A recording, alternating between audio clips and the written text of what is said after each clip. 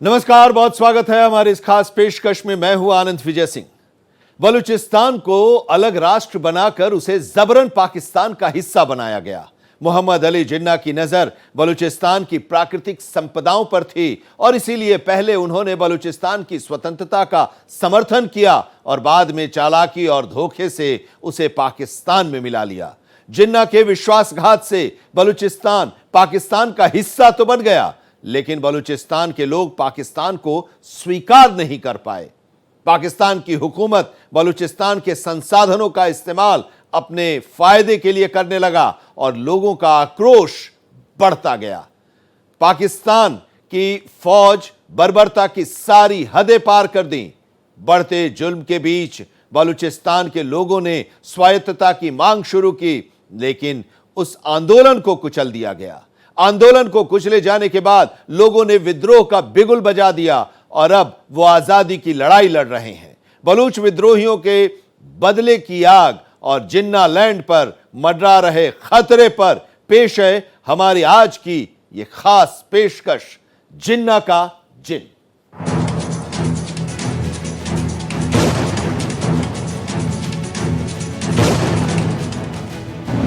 जिन्ना का विश्वासघात भुगत रहा पाक। रोज हमें मारने आते हैं, हर रोज छुप कर दीगर की तरह वार करते हैं। विद्रोह की भड़की आग, पाक होगा खाक।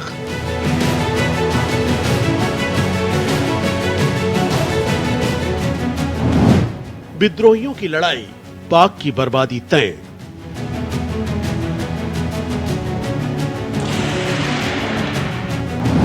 बलूच विद्रोहियों की एक ही मांग,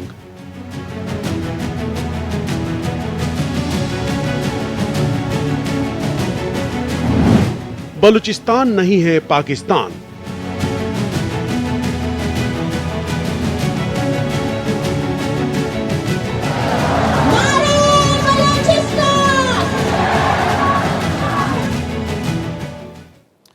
बलूचिस्तान कभी पाकिस्तान का हिस्सा बनना ही नहीं चाहता था।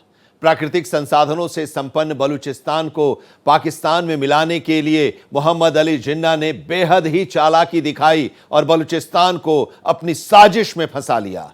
पीठ में छुरा भोंकने की पाकिस्तान की शुरू से ही आदत रही है और इसका पहला शिकार जिन्ना ने बलूचिस्तान को बनाया। साल भर से कम वक्त तक स्वतंत्र रहे बलूचिस्तान को पाकिस्तान में मिलाकर जिन्ना ने बलूचों के दिल में पाकिस्तान के लिए जो नफरत पैदा किया वो आज भी बरकरार है।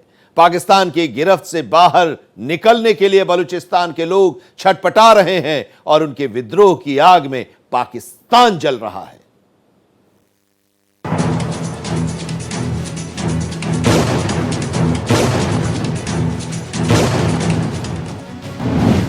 बलूचिस्तान क्यों अशांत? बलूचिस्तान का नाम आते ही पाकिस्तानी सैनिकों की हैवानियत जहन में कौंध जाती है। रोज हमें मारने आते हैं, हर रोज छुप कर दीगर की तरह वार करते हैं। हमें 2 वक्त की रोटी मुयस्सर नहीं। पाकिस्तान की सेना ने कैसे अपने ही नागरिकों का कत्ल किया, उनका खून बहाया, उन्हें अगवा किया, उन्हें धोखा दिया और सबसे बढ़कर कैसे पाकिस्तान के संस्थापक मोहम्मद अली जिन्ना ने बलूचों के साथ सबसे बड़ा विश्वासघात किया। पाकिस्तान के 4 प्रांत में सबसे बड़े और सबसे कम आबादी वाले बलूचिस्तान में कभी शांति नहीं रही। जिन्ना द्वारा बलूच लोगों के साथ किया गया विश्वासघाती विद्रोह की जड़ है। जड़ जो है ये जिन्ना ने विश्वासघात जो किया है खान ऑफ कलात के साथ। अभी देखिए, अगर आप 1947 से अगर आप पहले जाएं, जब ब्रिटिश इंडिया होता था, तब जब हम ये जो इलाके जिसके जो बलूचिस्तान है, मौजूदा बलूचिस्तान, वो चार प्रोविंसेस होते थे, इंडिपेंडेंट किंगडम जिसको कहते हैं, जिसमें से एक था कलात, उसके थे खरान, लासबेला और मकरान। ये 4 इंडिपेंडेंट रूलर होते थे और जहाँ तक कलात है ये सबसे बड़ी प्रोविंस थी और इसके खान जो थे वहाँ के रूलर थे। अब जाके क्योंकि सिर्फ कलात जो इनमें से जो है उसकी स्टेटस बाकियों से अलग थी, वो कैटेगरी बी स्टेट में आता था और वो अपनी आज़ादी चाहता था और पूरे हक के साथ उसको आज़ादी मिल गई। तो जब 14 अगस्त और 15 अगस्त की रात आई तो 14 अगस्त को पाकिस्तान आज़ाद हुआ और 15 अगस्त को भारत। तो उस समय पर 14 अगस्त को कलात भी एक इंडिपेंडेंट किंगडम बना और उसका अपना झंडा उन्होंने लहराया। बलूचिस्तान का क्षेत्र 4 रियासतों के रूप में अस्तित्व में था। कलात, खारन, लासबेला और मकरान। उनके पास या तो भारत में शामिल होने, पाकिस्तान में विलय करने या अपनी स्वतंत्रता बनाए रखने का विकल्प था। मोहम्मद अली जिन्ना के प्रभाव में 3 राज्य पाकिस्तान में विलय हो गए। हालांकि खान मीर अहमद यार खान के नेतृत्व में कलात, जिसे कलात के खान के रूप में भी जाना जाता है, उसने स्वतंत्रता का विकल्प चुना। कलात के खान ने 1946 में मोहम्मद अली जिन्ना को ब्रिटिश क्राउन के समक्ष अपने मामले का प्रतिनिधित्व करने के लिए अपना कानूनी सलाहकार नियुक्त किया था। 14 अगस्त 1947 से पहले का इतिहास लेते हैं तो क्या किया था कि जो खान ऑफ कलात है उसने मोहम्मद अली जिन्ना को रखा अपना लॉयर रिप्रेजेंटेटिव कि आप मेरी किंगडम को रिप्रेजेंट करें। तो यही बात हुई ना कि एक बंदे ने एक दूध को प्रोटेक्ट करना था तो उसने बिल्ली को बोला यार ये दूध का मेरी रक्षा करो, तो बिल्ली तो खा गई दूध, तो उसने रखा जिन्ना को। तो जिन्ना साहब ने क्या किया कि जब 15 अगस्त की, ये कुछ महीने पहले की बात है, 1947 की शुरुआत में, तो जब 1947 में इंडिपेंडेंस मिली तो जिन्ना साहब ने सोचा कि अभी तो मैं प्रेसिडेंट बन गया हूँ, तो कलात तो हमारा ही हिस्सा है। तब जाके फिर उन्होंने इसके ऊपर प्रेशर डालना शुरू कर दिया खान ऑफ कलात के ऊपर, और ये प्रेशर चलता गया। 227 दिन तक वो टिका रहा।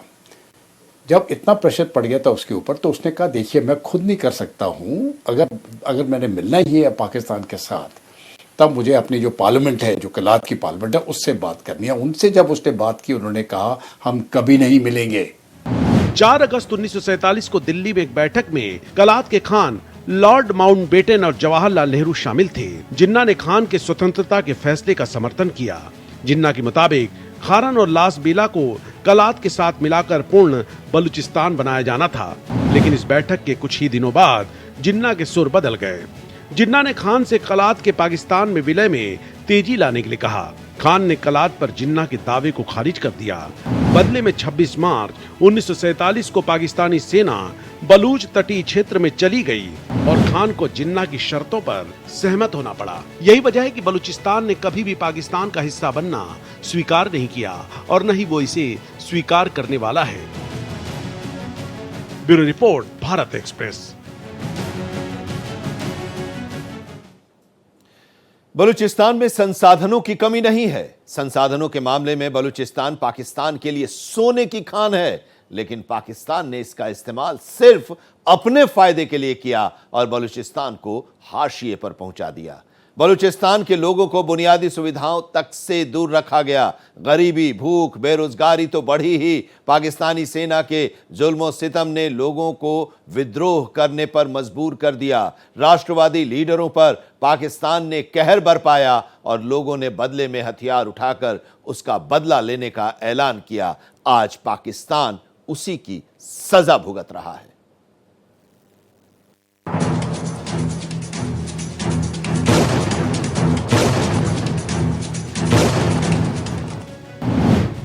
जुल्म से फूटा ज्वालामुखी। नेचुरल रिसोर्स बलूचिस्तान की पहचान है, लेकिन उसका इस्तेमाल कभी भी बलूचिस्तान के लोगों के हित में नहीं होने दिया गया। यहाँ के लोग ऐतिहासिक रूप से पाकिस्तान की पंजाब प्रधान राजनीति द्वारा दूरी महसूस करते रहे हैं। बलूच लोगों को आर्थिक रूप से प्रताड़ित किया जाता रहा है। दरअसल बलूचिस्तान को पाकिस्तान में मिलाने का जिन्ना का मकसद ही सिर्फ और सिर्फ उसके संसाधनों का इस्तेमाल करना भर था, और यही वजह है कि बलूचिस्तान में कोई विकास नहीं हो पाया। पाकिस्तान की लगातार अनदेखी के कारण बलूचिस्तान के लोगों में विद्रोह की भावना पैदा हुई। उनका मूवमेंट 1948 से ही सबसे पहले आज़ादी की लड़ाई जो बलूचिस्तान की थी वो 1948 से सबसे पहले लड़ाई थी। उसके बाद कुछ दिन चली, फिर ख़त्म हुई, फिर कुछ सालों के बाद फिर से शुरू हुई, फिर ख़त्म हुई। ये जो लेटेस्ट लड़ाई है ये काफ़ी साल हो गए इसको चलते हुए। ये कोई नई नहीं है, ये कोई 10-15 साल की अभी तक लड़ाई और जारी है अभी तक, क्योंकि बलोच जो है वो अपनी आज़ादी चाहते हैं और मुझे लगता है कभी ना कभी उनका हक बनता है और उनको मिलना भी चाहिए। जो उनकी आज़ादी है, जो 1947 की प्रॉमिस थी, वो उनको मिलना चाहिए। 1948 से ही बलूच राष्ट्रवादी पाकिस्तानी राज्य के खिलाफ हथियार उठाते रहे हैं। 1958 से 59, 1962 से 63, 1973 से 77 में बलूचिस्तान उस दौरान अपनी संप्रभुता चाहता था। 1971 में पाकिस्तान से बांग्लादेश के अलग होने के बाद बलूचिस्तान ने नेशनल अवामी पार्टी के नेताओं ने ज्यादा से ज्यादा स्वायत्तता देने की मांग की। पाकिस्तान के तत्कालीन प्रधानमंत्री जुल्फिकार अली भुट्टो द्वारा मांगों को खारिज करने के बाद विरोध प्रदर्शन तेज हो गया।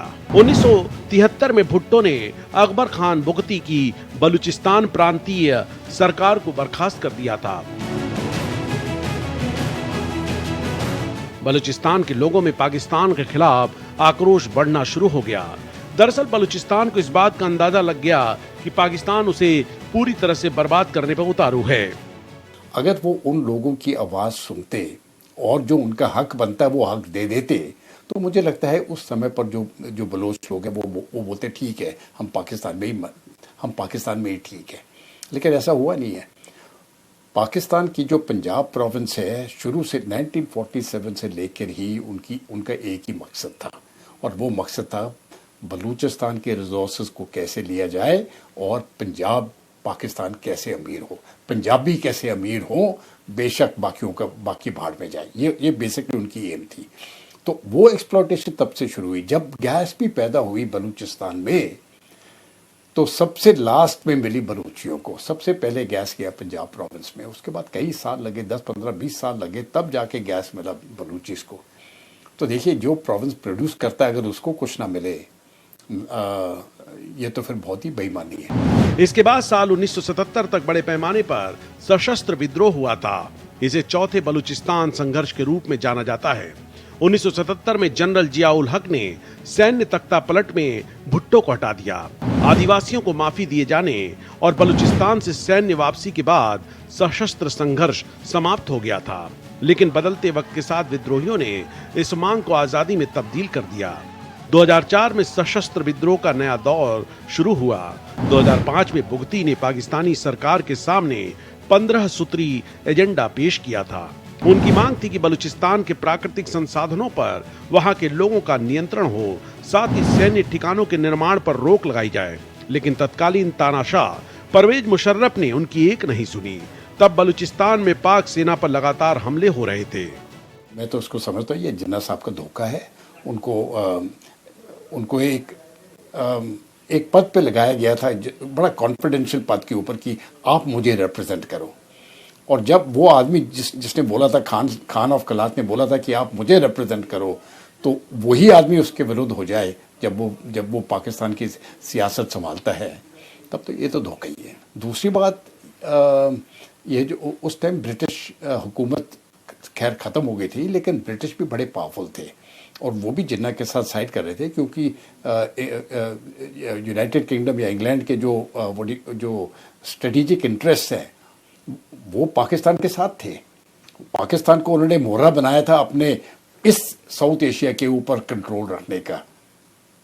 तो ब्रिटिश भी जिन्ना साहब के साथ मिले थे और उन्होंने भी वही कोशिश की, या उसी के साथ ये जो जिन्ना साहब कर रहे थे, और ये पूरी की पूरी प्रोविंसेस जबरदस्ती करके, जो ये चारों इंडिपेंडेंट किंगडम हैं, जबरदस्ती करके ये पाकिस्तान के साथ मिला दिए। 2006 में पाकिस्तानी सेना द्वारा प्रभावशाली बलूच आदिवासी नेता अकबर खान बुगती की हत्या के बाद इसमें तेजी आई। इसके बाद बलूच विद्रोहियों के आक्रोश की जो आग भड़की, उसमें पाकिस्तान लगातार जलकर खाक हो रहा है। बुगती की हत्या ने बलूच आंदोलन को एक नए चरण में पहुंचा दिया और इसे और अधिक उग्र बना दिया। बुगती की हत्या के बाद बीएलए ने मजीद ब्रिगेड नामक एक आत्मघाती दस्ता बनाया, जो हाई प्रोफाइल हमले के लिए जिम्मेदार है। Bureau report, Bharat express. Pakistan सरकार और पाकिस्तान की फौज की नीयत में खोट है। बलूचिस्तान को दलदल में धकेलने और उसको जाहिल बनाकर रखना उसका मकसद है। पाकिस्तान की इसी नापाक इरादे के चलते बलूचिस्तान के लोगों ने अपना एक विद्रोही संगठन बनाया। बलूचिस्तान में कई विद्रोही संगठन एक्टिव हैं और उसी में से एक है बीएलए। बीएलए का मकसद बेहद साफ है और यह विद्रोह पाकिस्तान से पूरी तरह से आजादी के लिए है। बलूच विद्रोहियों ने आजादी का ऐलान कर दिया है और अब वो इसे दुनिया भर से मान्यता देने की मांग कर रहे हैं।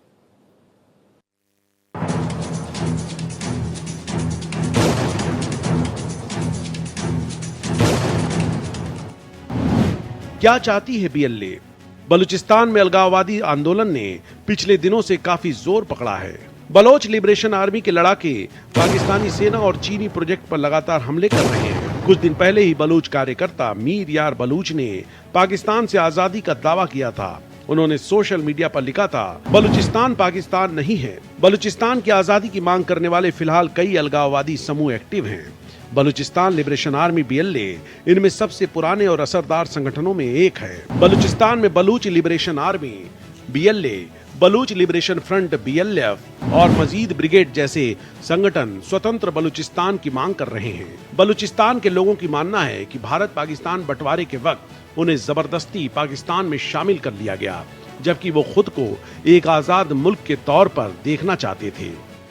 रिसेंट अभी जो प्रोटेस्ट चल रहा है, आप देखोगे, अगर आप डेटा देखें, ये मेरे कहने की बात नहीं है, डेटा देखें तो हजारों की तादाद में पिछले 10 सालों में नौजवान गायब हो चुके हैं। पता नहीं है उनका किधर है और मार के कहीं फेंक दिए। अभी भी जो उनके लीडर्स हैं, बलोच लीडर्स हैं, औरतें हैं, वो गायब करती है, जेल में डाले हैं और कोई लीगल रेमेडी नहीं है उनके पास अपना हक मांगने के लिए। तो एक तरफ से मैं समझता हूँ जो बलूचियों की हालत है पूरी दुनिया में, वो सबसे मुश्किल हालत है उनकी, और इसीलिए मैं समझता हूँ कि जहाँ तक सपोर्ट मिलना चाहिए, कम से कम भारत को तो वो सपोर्ट देना चाहिए। मैं ये नहीं कहता हूँ कि उनकी जो कोई मिलिट्री सपोर्ट हो, लेकिन पॉलिटिकल और मॉरल सपोर्ट मुझे लगता है हमको देना चाहिए। हमारी पब्लिक तो दे रही है, भारतीय पब्लिक दे रही है, मुझे लगता है भी ये सरकार के तौर पर भी इनको पॉलिटिकली और मॉरल सपोर्ट देना चाहिए और पूरी दुनिया की निगाहें यहाँ पर आना चाहिए अभी कि देखिए बलूचियों के साथ क्या हो रहा है। बीएलए 2000 के दशक की शुरुआत में बलूचिस्तान के एक स्वतंत्र राज्य की स्थापना के इरादे से उभरा। बीएलए की बहुत ही सीधी और साफ मांगे हैं जिन्हें बलूच कई बार दुनिया के सामने रख चुके हैं। इनका कहना है कि बलूचिस्तान जिसे ये अलग प्रांत, अलग देश मानते हैं, उनकी एक अलग सरकार चलती है। बलूचों की पहली और सबसे बड़ी मांग ये है कि बलूचिस्तान में पाकिस्तान की किसी भी एजेंसी या सुरक्षा एजेंसी का कोई भी नुमाइंदा नहीं होना चाहिए। बलूच विद्रोहियों के तेवर सख्त हैं और वो लगातार अपने हमलों से पाकिस्तान को बुरी तरह से दहला रहे हैं। पाकिस्तान के हाथ से बलूचिस्तान अब फिसलता जा रहा है और पाकिस्तान की शहबाज सरकार और असीम मुनीर बेबस और लाचार नजर आ रहे हैं। Bureau report, Bharat express. Baloch विद्रोहियों की आग अब बुझने वाली नहीं है। विद्रोहियों की लड़ाई अब आजादी की लड़ाई है। बलूच विद्रोही अब सैन्य ताकत से सीधी लड़ाई लड़ रहे हैं। बलूच विद्रोही अपनी मारक क्षमता और गोरिल्ला वार से पाकिस्तानी फौज को पानी पिला रहे हैं। विद्रोहियों ने ट्रेन को हाईजैक करने से लेकर पाक सेना के काफिले को उड़ाकर अपनी बढ़ रही ताकत और क्षमता का सबूत दिया है। बलूच विद्रोहियों ने अपनी ताकत बढ़ा ली है और पाक फौज उनके सामने घुटनों पर आ गई है।